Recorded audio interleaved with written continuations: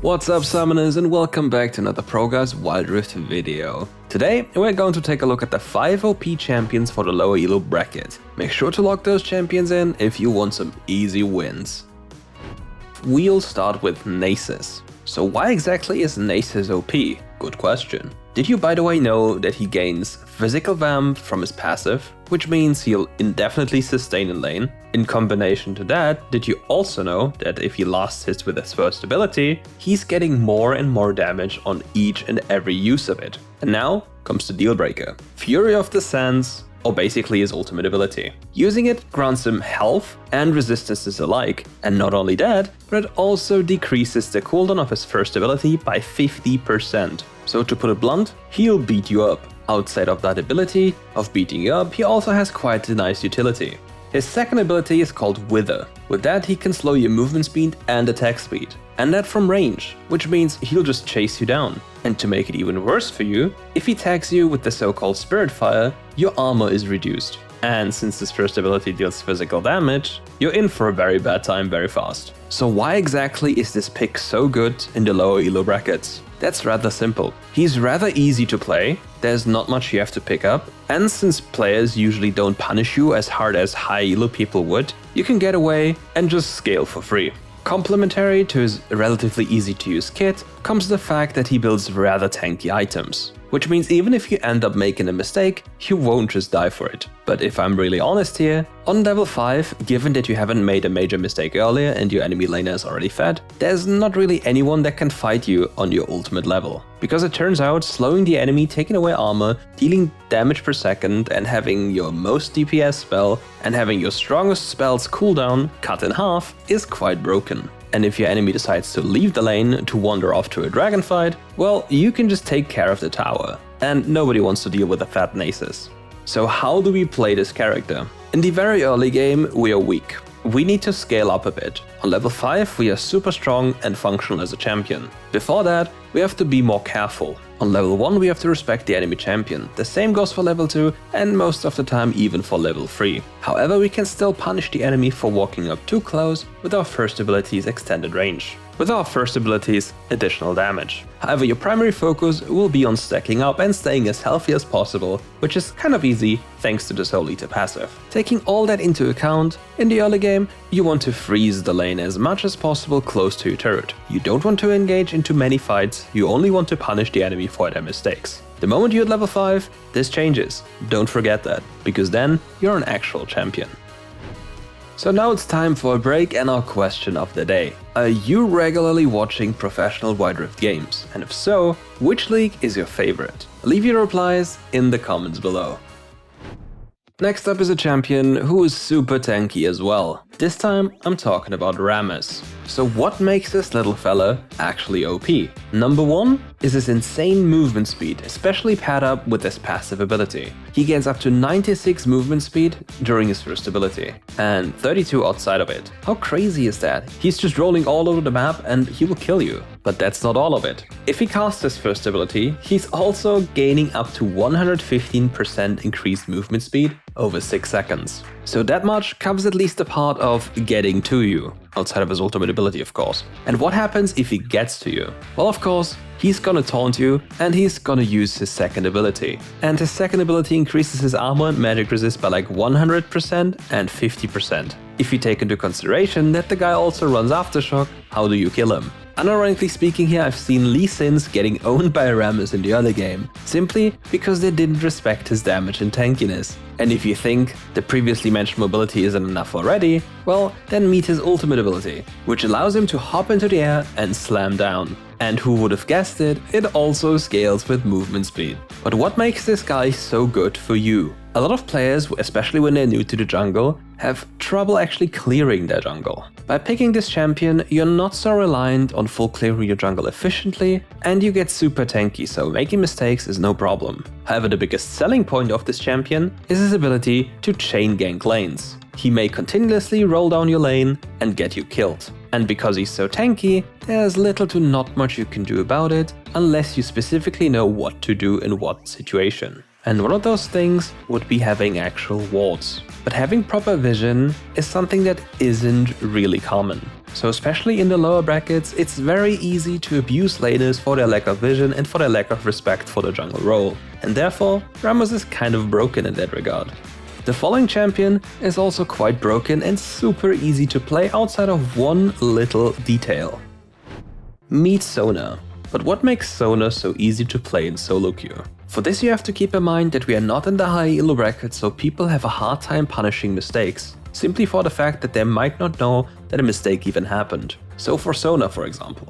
In the lower brackets, she might be able to just continuously spam her spells in your face and regen up thanks to her healing afterwards. Which basically means the messier the fights, the better for her, because she'll just heal you over and over and over again. And the only thing she needs for that is mana. So the very first and probably only skill check apart from her usage of the passive ability is getting the right items. So even if you're support on Sona, consider buying Archangel stuff. You really need the mana. Other than that, take your time and get familiar with the passive ability Power Chord. Depending on what power chord she has available, her next auto attack is going to apply a new effect. So for those who are not familiar with it, it basically works like this. After casting 3 basic abilities, the next attack is enhanced. So for example, her first ability's enhancement is dealing bonus damage on the next attack.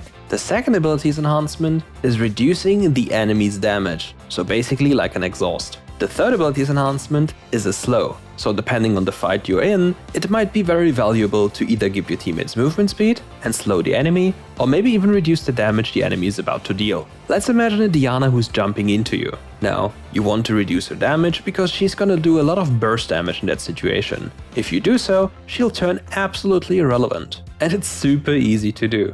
So how do we want to play this champion? In lane, we can be an absolute bully. We can throw our first ability on cooldown into the enemy's faces, and we can just make sure our ally never dies. However, there's one thing we have to always take into consideration. We are super squishy, and if we make a mistake, it might happen that we die. So be a bit careful if you're facing all in lanes. If you do so, you'll have an easy time winning almost every lane you're in.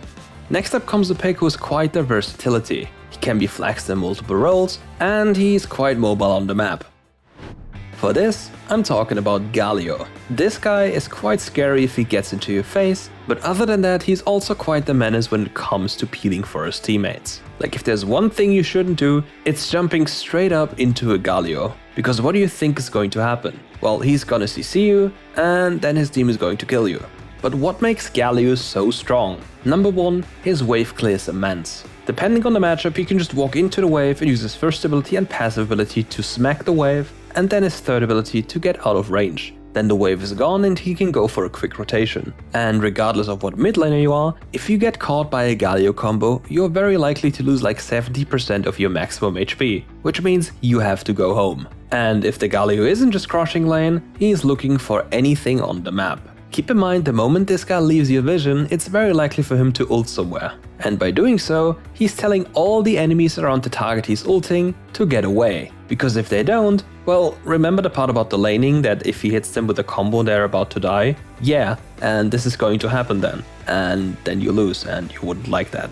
But one of his greatest benefits is that he's very easy to play, and his first ability is very forgiving in terms of hitboxes. Honestly, sometimes I'm being hit by it even though it's not even close to me. It's crazy, and I bet you have been angry about this as well. So if you want to give Galio a shot, do so. You can play him in the support role and in the middle lane. Both is completely fine and both is more than perfect. But before you hop into a ranked game, make sure to check your damage first, so you actually know what you can do. But honestly, the 70% thing might even be an understatement. But you'll find out very soon, once you launch into the game with Galio. Last but not honestly the least on this list comes Corki. This champion is still a nutcase in terms of damage. Due to his relatively weak early game, he has been gone from the middle lane, and now he's more like an AD carry in the dragon lane. As a quick reminder to you, Corki deals 80% magical damage with his auto attacks and 20% physical damage. So when you buy a pen item, it is not going to be Mortal Reminder and it is not going to be Cyrilda's Grudge. Don't forget that. So what does this guy even do? He basically makes sure that scaling is always an option for you. He deals damage from quite far away and pokes out the enemy from a position where they can't hurt him. And once they're low enough, he can go in to secure the kills. To make sure that he always has enough mana, it's important that you give Mana Mune a try. It might look a little troll, but it gives you so much damage and so much room to work with in terms of mana. But let's move on to the question, how do we play him? Every time the enemy moves up to get a last hit, we want to make sure to throw our first ability in their face. Its hitbox is very misleading and it's way bigger than it actually is, and its damage is not to be underestimated. Then we are looking to repeat this process a few times in lane until we get a kill window. Once we have that, we can use our second ability to go in and gun the enemy down. Once we hit the level 5 spike, we now have access to our ultimate ability, which is basically a poke tool. Which means you have now 2 tools available to poke out the enemy and make sure you create your own windows to play around. However, here's a little trick. Whenever you're going to a fight, make sure to rotate between your ultimate abilities. You want to shoot until you have a red one ready. Then when you have the red one ready, keep it for the next fight. The reason for that is you want to recharge your ultimate ability stacks and dealing the most damage possible once you arrive. And another benefit of Corki as a pick, especially in the lower brackets, is that people have a lot of problems itemizing. Therefore, them getting magic resist is significantly less likely than just stacking armor. Which means again, you're going to deal so much more damage. And in the case of them getting any magic resist, well, now you know, get a void staff, not the other pen items. And alright, that's it for today. Thank you for watching, and if you liked the video, make sure to leave a like and subscribe to the channel. See you tomorrow.